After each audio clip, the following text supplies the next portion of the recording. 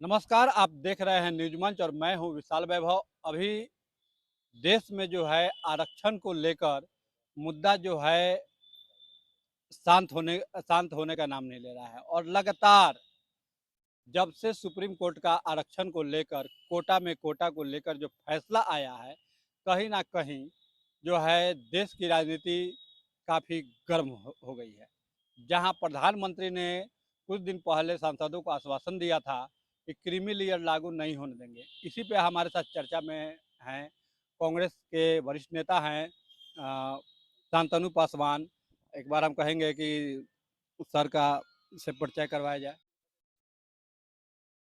Shantanu Paswan, PCC delegate, Bihar प्रदेश Congress committee.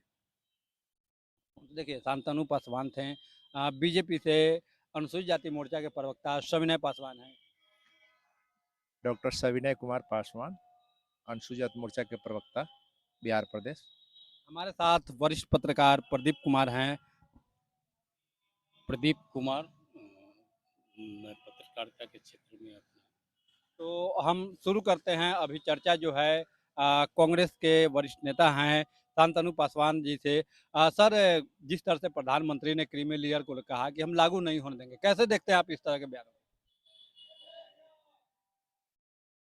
सबसे पहले जो सुप्रीम कोर्ट का जो बयान आया है,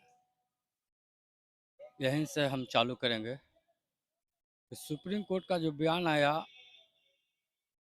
कि कोटा में कोटा, और राज्य सरकार को अधिकार दिया कि अपने विवेक से अगर उचित हो तो निर्णय ले सकता है।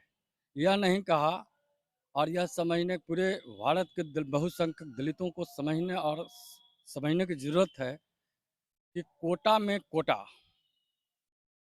सुप्रीम कोर्ट यह नहीं कहा कि जाति के बीच में वर्गीकरण हो और उसमें क्रीमी लेयर लागू हो। उन्होंने साफ कहा कि कोटा में कोटा होनी चाहिए। इसको भी जो है राज्य सरकार अपने विवेक से लेगा कि अपने राज्य में उनको क्या आवश्यकता है। अगर आवश्यकता है कि जो सबसे समाज के जो वंचित हैं, विकर सेक्शन, जो जो सुदूर में शिक्षा से, सामाजिक स्तर से, आर्थिक स्तर से जो कमज़ोर है, उसको मुख्य धारा में लाया जाए। मैं तो कहूँगा कि आपको 2004 चार पाँच में, पाँच के बाद नीतीश कुमार ने हमारे के यहाँ जो है दलित महादलित बना के सामाजिक वर्गीकरण कर दिया था, जिसकी वजह रही कि बिहार में दलित आंदोलन जो है पूरी तरह से मर गया, और अपने हक और अधिकार को लेने से लोगों ने वंचित रह गए, और सब अपने अपने राग, अपने अपने डफली बजा रहे हैं। कल तक जो स्वीकार करने वाले थे जातीय वर्गीकरण जो हुआ बिहार में, उसको स्वीकार करने में जीताराम मांझी थे, जो अपने आप को अम्बेडकरवादी मानते थे और अब मनुवाद के विरोधी थे। मैं तो समझता उनका भी जो बयान आया है उसको मैं बाद में चर्चा करूंगा। लेकिन बिहार में नीतीश कुमार कहा कि जो समाज अनुसूचित जाति के बीच में जो जो कमजोर है उसको मुख्य धारा में हमको लाना है। 22 अनुसूचित जाति में से 4 जाति को उस समय उन्होंने छोड़ दिया था। जब प्रेशर पड़ा तो वोट बैंक के चलते जैसे धीरे धीरे सबको मिला लिए। लेकिन एक बिहार में एकमात्र जाति रह गया था, वो पासवान रह गया था, जिन्होंने साफ तौर पर कह दिया कि हम महादलित में नहीं बनेंगे, हम दलित हैं, अनुसूचित जाति में हैं। हम अनुसूचित कॉन्स्टिट्यूशन जो राइट्स हमको जो मिला है, अनुसूचित जाति का जो दर्जा मिला है, हम इसको स्वीकार करते हैं। न कि नीतीश कुमार का दलित और महादलित। नीतीश कुमार ने क्या किया था कि जो अनुसूचित जाति का जो विशेष अग्निभूत मिलता था, विशेष जो लाभ, संवैधानिक लाभ मिलता था, क्या अलग से उन्होंने कोई व्यवस्था किया? बताए हमको। कोई भी नेता पक्ष हो विपक्ष हो, ठीक है, मैं कांग्रेस पार्टी का नेता हूँ, मैं खुलकर बोलता हूँ कि कांग्रेस की सरकार में अगर हमारी हिस्सेदारी का जो आता था, संख्या बल के आधार पर जो हमारी हिस्सेदारी बनती थी, उसको ईमानदारी से लागू करता था। बिचौलिया बीच में खा जाया करते थे। हमारे राजीव गांधी ने कहा था कि जब केंद्र सरकार से जब पैसा राज्य सरकार के यहाँ जाती है, तो जाते जाते उनके दरवाजे पर मात्र जो है से 5 पैसे भी नहीं पहुँच पाते हैं। उसकी पहरेदारी उन्होंने किया था। पंचायती राज अधिनियम लागू किया, मनरेगा लाया रोजगार के लिए।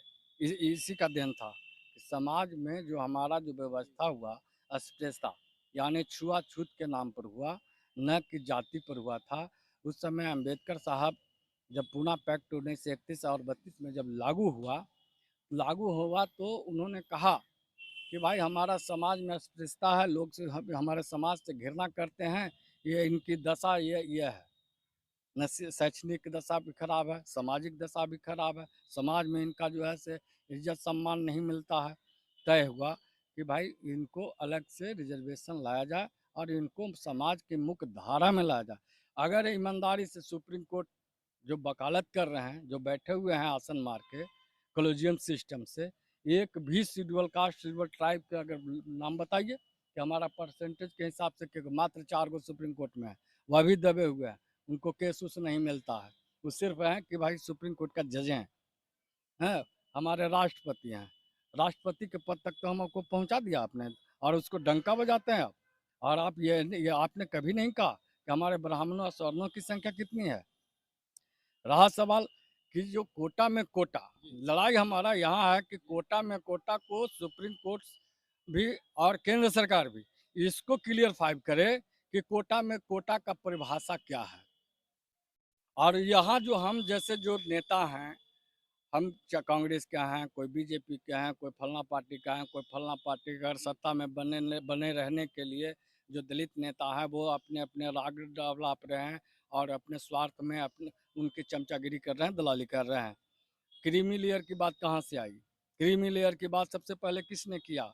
क्रीमी लेयर का आगाज जो है से भागवत मोहन भागवत ने कहा था कि अनुसूचित जाति का आरक्षण में क्रीमी लेयर लागू हो। जब हम लोगों ने विरोध किया तो स्वतः उन्होंने वापस ले लिया। आज उसी बात को लोग दोहरा रहे हैं कि सुप्रीम कोर्ट तो कह दिया कि अनुसूचित जाति के बीच में कोटा होना चाहिए, राज्य सरकार अपना निर्णय ले। प्रधानमंत्री जो है से बहुत चीज जो है से बहुत जो है से ढंग से समझाने का कोशिश किया है, यानी हमको लोगों को बरगलाने का काम प्रधानमंत्री ने पूरी तरह से बरगलाने का काम किया। उन्होंने बयान से स्पष्ट होता है, उन्होंने बरगलाने का काम किया। और प्रधानमंत्री ने कहा कि हम क्रीमी लेयर नहीं लागू करेंगे, हम क्रीमी लेयर नहीं लागू करेंगे। अरे प्रधानमंत्री को कहना चाहिए था, जब आर्टिकल 341 है ना, 341 में कहीं भी वर्गीकरण और ये इस क्रीमी लेयर की बात नहीं है, संवैधानिक रूप से कहीं लागू नहीं होता है, यह संवैधानिक है। सीधा सीधी हमारा जो मैं माननीय प्रधानमंत्री महोदय से कहूँगा और हमारे जो 131 सांसद हैं, मैं उनको भी कहना चाहता हूँ कि आप अनुसूचित जनजाति का प्रतिनिधित्व करने के लिए गए हैं तो आप ईमानदारी से सदन में बात को उठाइए और हमारा जो आरक्षण है उसको 9वीं सूची में डालें। और कोटा में कोटा वाली जो बात है, हमारा जो 1952 से जो कंटिन्यू हमारा जो लागू हुआ आरक्षण, वो आरक्षण को ईमानदारी से जैसे हमारा जो बैकलॉग है हमको सामाजिक मुख्यधारा में ला दीजिए, परिवारवाद को आप मिटा दीजिए। और मिटाने के बाद आप जो है से हमको राजनीति की क्या आवश्यकता पड़ी, जब हम समाज की मुख्यधारा में आ जाएंगे। अभी मात्र हमारे 2, 4, 5% ही मुख्यधारा में आए हैं और उनको बिचौलिया बना के, जैसे जीताराम मांझी ने कहा, आपको चिराग पासवान उनके पिताजी हमारे स्वर्गीय चिराग पासवान तो पुनर्याचिका दायर करने की बात है। देखिए चिराग पासवान भी हमको बरगलाने का काम कर रहे हैं, उनके पिताजी ने भी बरगलाने का काम किया था। पिछले बार जब आदेश आया था सुप्रीम कोर्ट जो वापस लिया था, उस समय भी उन्होंने कब आए, जब हमारे लोग मारे पीटे गए, जान दिया, भारत बंद हुआ, तब उन्होंने बयान दिया था कि आरक्षण 9वीं सूची में आरक्षण को लाना चाहिए ना। एक दिन ज्वालामुखी फट जाएगा, सदन में कई तरह के बयान उन्होंने दिया, लेकिन आज तक इम्प्लीमेंट में नहीं आया। आज भी मैं कहता हूं कि 131 सांसद हैं हमारे, ईमानदारी से सदन में उठाए और जो हमारा बैकलॉग है, जो सारी सुविधाएं हैं, उसको हिसाब करके हमको लागू कर दे और सीधी नियुक्ति करे। हमको कहता है कि एप्लीकेंट नहीं मिला, अभ्यर्थी नहीं मिले तो सीट वैकेंट हो गया और उसको ईबीसी से भर दिया जाता है, और ईबीसी से भी अगर पूरा नहीं होता तो जनरल कम्युनिटी से भर दिया जाता है। और हमको कहा जाता है कि शेड्यूल ट्राइब का अभ्यर्थी नहीं मिला, इसके कारण जो है सीट वैकेंट रह गया, इसके जगह पर हमारा आरक्षण का तो हकमारी इन लोग कर रहे हैं, हमको आरक्षण मिल कहाँ रहा है। चलिए, हमारे साथ बीजेपी के प्रवक्ता भी हैं, अनुसूचित जाति मोर्चा के प्रवक्ता हैं डॉक्टर सविनय पासवान। जिस तरह से अभी इन्होंने कहा कि कोटा में कोटा को पहले क्लियरफाई करना चाहिए, प्रधानमंत्री बरगलाने की बात कर रहे हैं, क्या कुछ कहेंगे? प्रधानमंत्री बरगला नहीं रहे हैं। अगर उन्होंने बोला है, उनके बोलने के बाद भी भारतीय जनता पार्टी अपने कैबिनेट मंत्री के द्वारा एक प्रेस कॉन्फ्रेंस करके सबको सूचित किया कि हमारी भारत सरकार आरक्षण पर अपना स्टैंड क्लियर किया कि कोटे में कोटे की बात नहीं होगी। और जहां तक बिहार से रहा मेरा सवाल रहा, तो वो तो भारतीय जनता पार्टी का है। हम भी मांग कर रहे हैं कि अगर ये बात कहाँ से उठ रही है, अगर उठ रही है तो सही तरीके से लागू हो। पहले जितने आरक्षण के लोग हैं, अनुसूचित जाति के लोग हैं, उनका सर्वेक्षण हो जाए। सर्वेक्षण हो जाएगा तो हम लोग तो खुद आरक्षण त्याग करने के लिए तैयार हैं। इसलिए कि जो मेरा हक है, वो अगर हक मुझे दे दिया जाता तो हमको आरक्षण की जरूरतें नहीं है। उसमें बहुत कुछ ये है, जैसे जमीन है और जगह है और ऑफिसों में जो बैकलॉग ई लॉग सब है ना, तो उसके तहत जितने भी सीटें खाली रह जा रही है और वो जेनरल से भर दिया जा रहा है, तो हम ये चाहेंगे कि पहले सर्वेक्षण हो जाए, जो नीतीश कुमार मांग कर रहे थे वो हो जाएगा तो हमारा स्थिति क्लियर हो जाएगा। किसी की औकात नहीं है, वो सुप्रीम कोर्ट हो चाहे ये से कह रहे थे मोहन भागवत, तो मोहन भागवत की भी औकात नहीं है कि वो हमारा आरक्षण समाप्त कर दे और क्रीमी लेयर लागू कर दे। हम क्लियर कर देते हैं आपको, इसलिए कि जब से लिखा गया है संविधान, उसमें सारा कुछ दर्शा दिया गया है। अगर हमारा स्थिति सुधर गया रहता तो हम ये रोड पर रहते, हम भी कहीं बाबू बन के बैठे रहते कमरे में। मेरा बाप था जॉब में, तो क्या मैं अभी जॉब में हूँ? नहीं। यही सारा कुछ सर्वेक्षण कराना है, तब जाके आप क्रीमी लेयर हो या चाहे ट्रीमी लेयर हो, आप जिसको देना चाहते हो, अपने से 10% आरक्षण दे के और मिट्ठू बने हुए हैं कि हमारे लोगों को होना चाहिए। जिसके पास 5 बीघा जमीन है उसको भी 10% आरक्षण मिल रहा है, हमको 1 कट्ठा जमीन नहीं है। अब हमको बताइए, तो हमारा बांट दे, हमारा बांट दे, एक बाद हम बतिया लेंगे।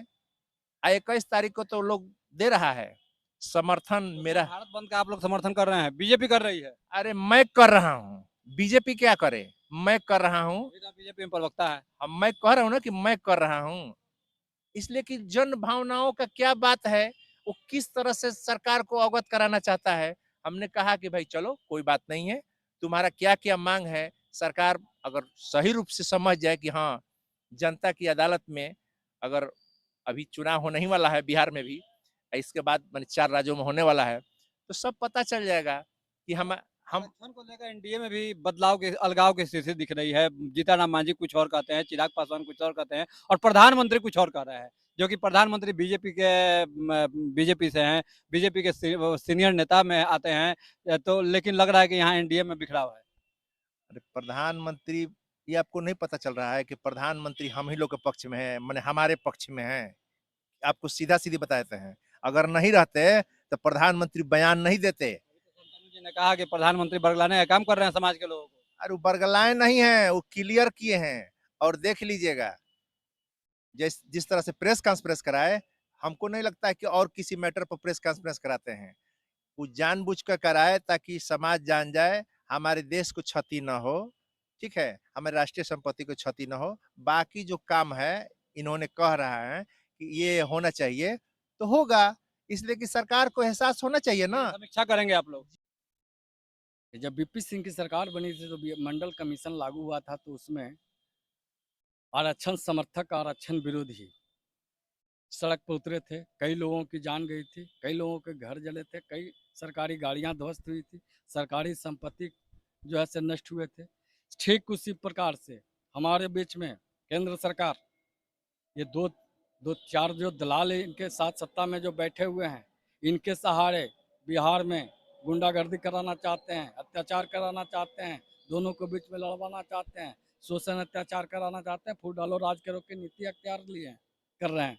और इसी के तहत यह सवाल क्रीमी लेयर और समाज में वर्गीकरण की बात आ रही है। सुप्रीम कोर्ट के सवाल सीधा सीधी है, कोटा में कोटा। बस तो जो भारत बंद होने जा रहा है इसका समर्थन आप? इसमें देखिए हमारे पूरे देश का जो अनुसूचित बहुसंख्यक अनुसूचित जाति के समाज के जो लोग हैं उनके बीच में उबाल है कि भाई हम पर बार बार आरक्षण का सवाल क्यों आता है। और आरक्षण का जो सवाल आप खड़ा करते हैं चुनाव से पहले, चुनाव आने के समय, चुनाव में आरक्षण आपको अंबेडकर साहब याद आ जाते हैं, दलित भी याद आ जाते हैं। क्यों याद आते हैं? अगर इतना ही है तो हम सीधा कहते हैं कि तुम आरक्षण की बात करते हो, तुमसे हम भीख थोड़े मांग रहे हैं। हमारा संवैधानिक राइट्स है, राइट्स के तहत हमको रिजर्वेशन मिल रहा है, न कि आपके दया दृष्टि पर मिल रहा है। चाहे वो कांग्रेस की सरकार हो या केंद्र से सरकार हो, चाहे हम कांग्रेस में हम कांग्रेस के पार्टी से अगर हम सदन में जाते हैं तो हम अपने समाज के प्रतिनिधित्व करने के लिए साहब जाते हैं ना। हमको आप जनरल सीट से थोड़ा चुनाव लड़ाते हैं। अगर जनरल सीट से चुनाव लड़ते तब ना हम आपकी बात करते हैं। हम अपनी बात को रखने के लिए जाते हैं। हमारे लोगों की समस्या क्या है, हमारी समस्या क्या है, अपने समस्या का समाधान करने के लिए वहाँ एक प्रतिनिधि के रूप में हम बहस करते हैं। लेकिन आज ढुलमुल लोग राजनीति कर रहे हैं, कुर्सी नहीं चल जाए। और इससे अभी कुर्सी बचाने की राजनीति हो रही है। बचाने की राजनीति चल रही है। एक पक्ष देखिए, बिहार में सबसे ज्यादा आबादी किसकी है? मैंने एग्जाम्पल दिया ना कि नीतीश कुमार ने दलित महादलित बनाकर फायदा लिया था कि नहीं लिया? जितने भी महादलित थे टोला सेवक बना दिया, विकास मित्र बना दिया, विकास मित्र बना के सारे लोगों को भाई हमको तो पूरा। उसके बाद इन्होंने क्या महादलित को क्या दिया, या महादलित को समझना चाहिए। आज जो जीतनराम मांझी जी कह रहे हैं कि हम क्रीमी लेयर लागू नहीं होना चाहिए, नहीं होना चाहिए, हैं क्रीमी लेयर के पक्ष में है, कोटा में कोटा हो जाए, 4 जातियों को खत्म करिए। कल भी यही लोग कहते, उदयनारायण चौधरी थे, श्याम रजक थे, KP रमैया थे, ये 4-5 आदमी मिल के यहाँ दलित महादलित बनाए थे। ठीक उसी प्रकार आज केंद्र सरकार में बैठ के लोग यह डिसीजन लिया कि वहाँ सबसे ज़्यादा संख्या किसकी है, क्योंकि 22 जाति में 4 जाति को छांट दीजिए। 4 जाति हम कहते हैं कि साहब आज मैं बोल रहा हूँ या रोड पर चल रहा हूँ, समाज में अगर हमारी मान और सम्मान मिली है तो हमने मेहनत किया है। उसमें हमारा रिजर्वेशन बाबा साहब ने जो दिया उसको जो है से हमने इम्प्लीमेंट किया, लेकिन हमको आज तक मिल नहीं पाया। हम उसकी छटपटाहट में, अगर हमको संपूर्ण आरक्षण का लाभ मिला होता तो आज यहाँ पे हम लोग खड़े नहीं होते और न हमको रिजर्वेशन की आवश्यकता पड़ती। हमारे जीतनराम मांझी, चिराग पासवान, सुश्री मायावती, बहन कुमारी मायावती ने कई बार कहा अपना पेट भरा नहीं और दूसरी की बात कहा कि ब्राह्मणों को रिजर्वेशन चाहिए। रामविलास पासवान ने मुक्ताकाश में कहा था कि मुसलमानों को रिजर्वेशन चाहिए। वोट बैंक की राजनीति बंद करो और समाज में जो हमारा संवैधानिक अधिकार, आरक्षण अधिकार है उस पर आप जो है से अमल करिए और इस सवाल पर बोलिए। और पूरे देश में कोहराम मच जाएगा। जिस तरह से शेख हसीना बांग्लादेश छोड़ के भारत में आ गए, एक समय आ जाएगा कि इनके हनुमान जो चिराग पासवान और जीतनराम मांझी जैसे दलाल जो लोग हैं सत्ता में बैठे हुए, ये लोग दिखाई नहीं देंगे। मोदी जी को भी झोला लेकर कहीं भागना पड़ेगा। आखिरी सवाल, प्रधानमंत्री को झोला लेके भागना पड़ेगा, अभी आपने सुना, कम शब्दों में इसका जवाब देंगे। ऐसा नहीं होने वाला है। देश को टूटने नहीं देंगे और टूटने से बचाने वाले में होंगे हम। तो एक पहला व्यक्ति मैं होऊंगा, डॉक्टर सविनय कुमार पासवान। हाँ, जहाँ तक आरक्षण की बात है तो आरक्षण खत्म नहीं होने देंगे। जिस प्रकार किसी महापुरुष ने कहा था कि अगर आपका अस्तित्व समाप्त होगा तो अगर मैं नहीं रहूं तो मेरा अस्तित्व कहाँ रहेगा। इसीलिए समझ लीजिए कि मैं रहूंगा तो मेरा अस्तित्व रहेगा और मैं नहीं रहा तो मेरा अस्तित्व नहीं रहेगा।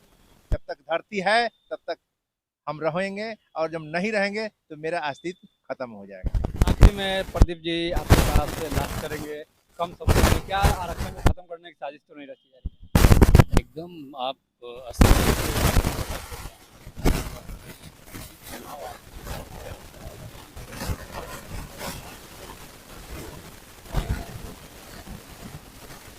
इस तरह के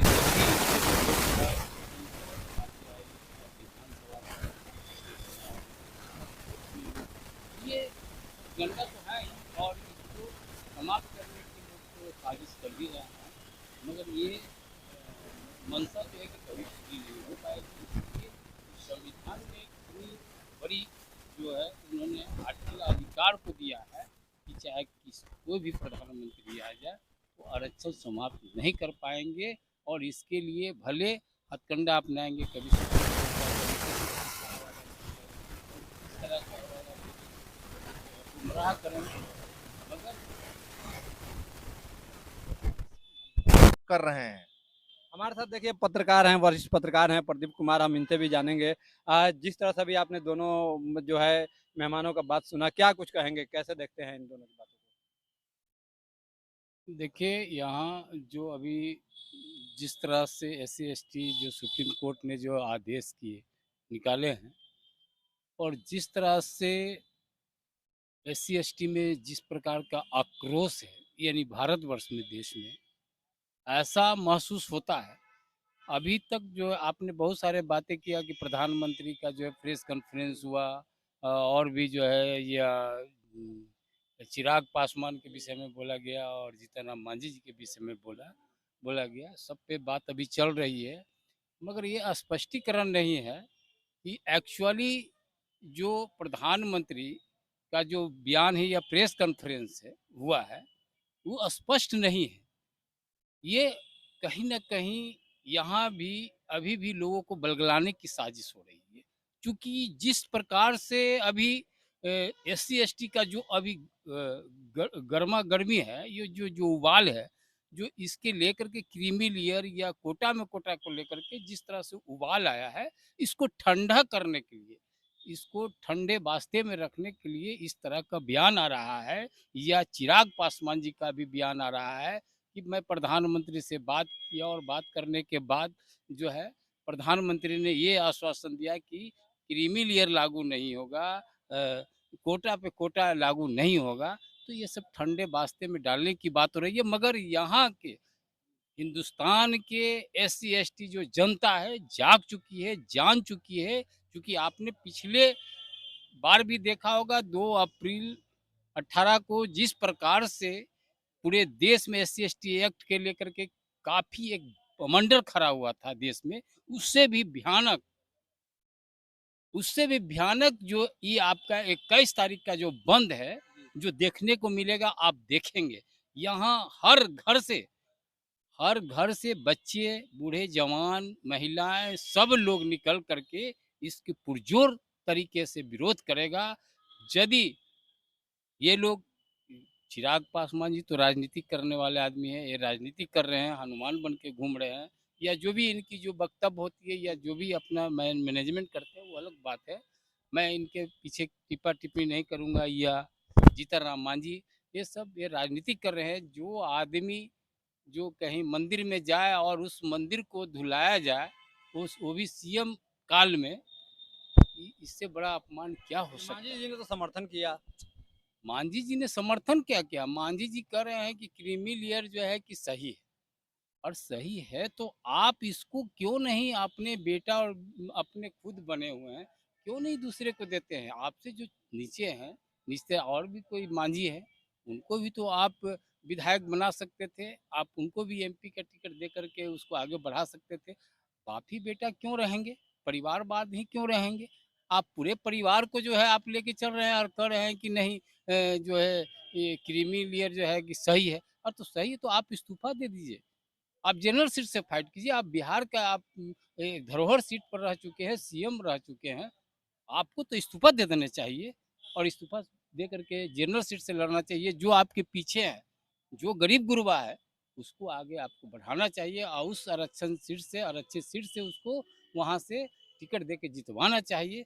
तब हम समझते हैं कि आप सही मायने में आप जो है कि पिछड़ों का हितैषी है। आपके जो आपके जो शुभचिंतक है, जो आपके जो आपको जो उसके समर्थक से जो आप आते हैं, कम से कम उसके लिए आप इतना त्याग कर रहे हैं, तो ऐसा तो आप कर नहीं सकते हैं। केवल आप बयान ही बाजी, इसलिए बयानबाजी करते रहते हैं कि चूँकि हमको सत्ता में रहना है, लोगों से कुछ मुँह मीठी हो जाना है, अच्छे लोग हमको लोग कहे कि नहीं इसका समर्थन किया, ये किया, इसके लेकर के। तो ये सब राजनीतिक एजेंडा नहीं चलेगी, चूँकि और पहले वाला अब SC/ST रह नहीं गया है। प्रदीप जी, आपसे जानना चाहेंगे, चूंकि आपका जो संपर्क है हर नेताओं से अच्छी संपर्क है, तो क्या लग रहा है कि एनडीए में बिखराव की स्थिति उत्पन्न है क्या आरक्षण को लेकर? नहीं, बिखराव की स्थिति तो माने है ही, क्योंकि इस लेकर के कि कुछ लोग कुछ बोलते हैं, आपको तो पता अभी बताया ही है कि कुछ लोगों का बयान कुछ आता है, कुछ लोगों का बयान कुछ आता है।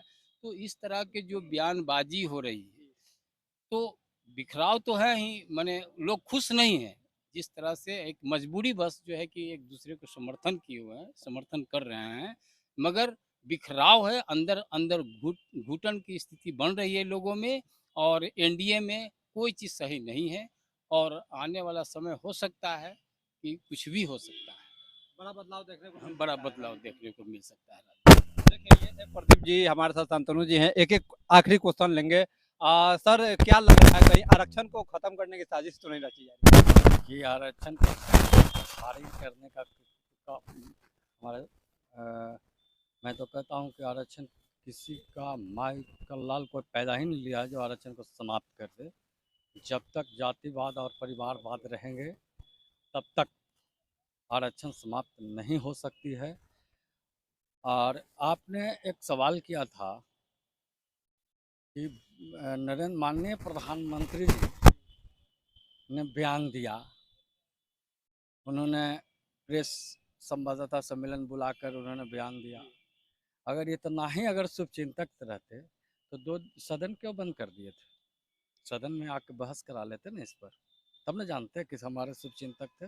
सदन के अंदर में बहस उन्होंने नहीं कराया। और बिहार में दो जो है से अपना दलाल बना लिया। एक तो हनुमाने बना हुआ है, जिनका नाम माननीय चिराग पासवान जी हैं, सांसद भी हैं, केंद्र सरकार में मंत्री भी हैं। अगर इतना ही शुभचिंतक हैं आरक्षण का,